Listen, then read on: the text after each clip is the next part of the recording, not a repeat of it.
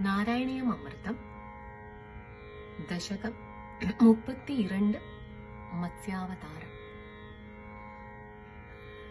ദ്രവിഡ മന്നൻ സത്യവ്രതൻ കരങ്ങളിൽ മത്സ്യമായവതരിത്ത് പ്രളയകാലത്തിൽ മാപെരും മീനായി കടലിൽ ഉരുവെടുത്ത് മന്നനെയും സാன்றோரையும் காக்க பூதேவியை தோணியாக்கி நின்னுடைய கும்பில் கட்டி இழுத்து புதுயுகம் அழைத்து சென்றீர்.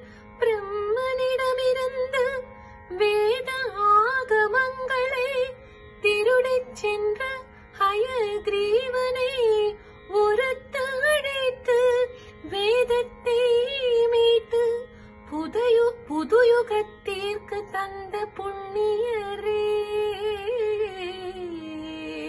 வேதத்தை மீட்டு புதுயுகத்திற்கு தந்த புண்ணியரே.